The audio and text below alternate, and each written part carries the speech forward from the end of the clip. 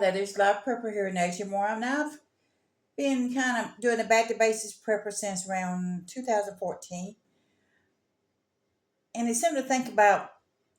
And here's a simple question: how many people do you actually know in your neighborhood, your community, your town that actually does any kind of putting up food? I mean, yeah, you can throw things in a freezer. I've got a small freezer and I have things in it. And then I've got the top refrigerator. But if the power goes out, the grid goes down, anything, all that's gonna go bad.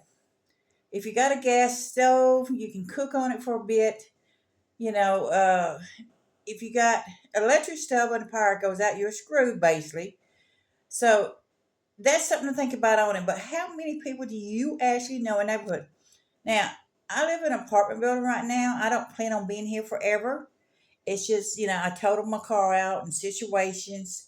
So I'm trying to get to the point where I can buy another vehicle down the road. So I'm the only one in this apartment building that actually cans food and dehydrates food. Uh, I knew there was one guy here for one time he used to make jerky, and then he got where he don't do it all my time.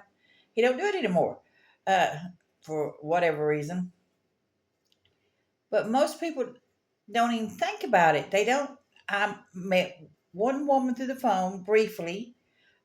She puts up things. She believes in the nature stuff, the tinctures and the salves and stuff. Now, does she do it herself or does she buy it? The thing is, buying all this stuff online is fine, but you also got to be careful. Uh, do you? There's a couple other ladies that I know that does can and put up food for their families and stuff like that, for themselves. But then there's another gentleman that I met that him and his wife, puts a garden out and they can food and things.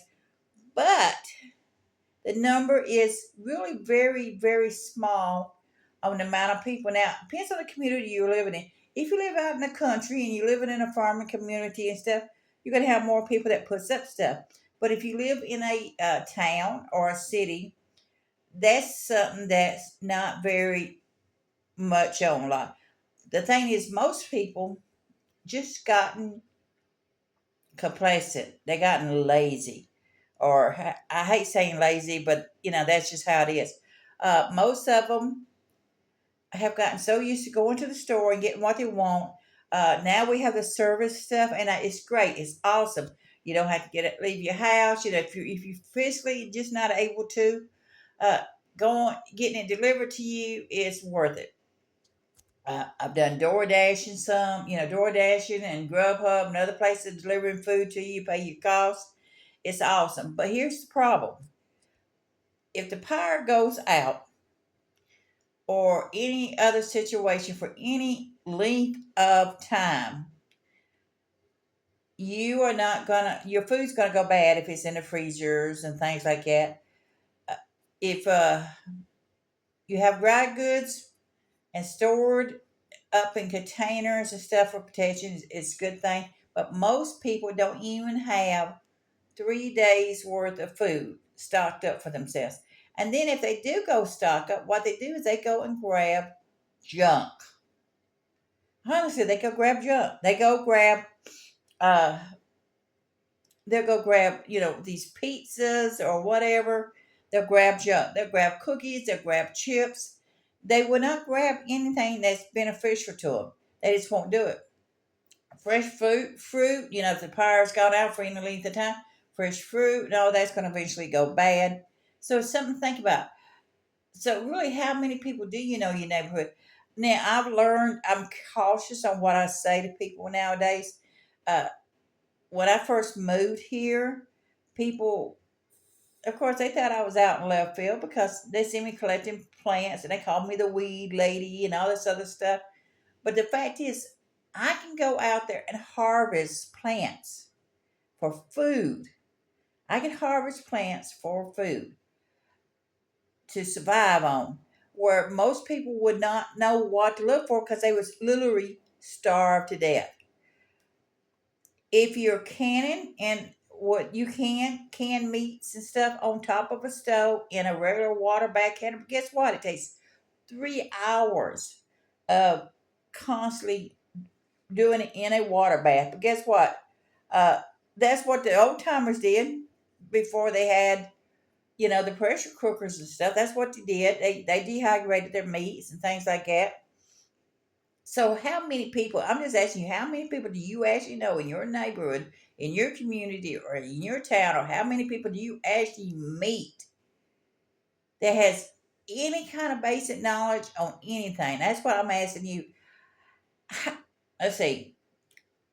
I got one guy that I know of, two ladies I know of. That's three. I think four, five, maybe six, maybe seven people at most. If I'm lucky, 10 people uh, that actually puts up food and canned food and things like that. Maybe 10 people out of all these people that I met. Now I've got like 60 people that lives here in this apartment.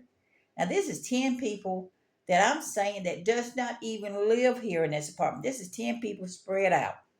They're spread out around town. So that's something to think about.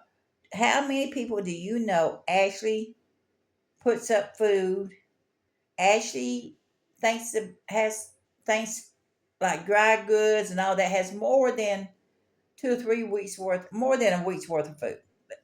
So that's something to think about. You know, I find that more and more people are just not doing it. I find here in these areas, as I meet people, unless I get in a farming community or something like that, in the towns, the cities, more and more people just does not do it anymore.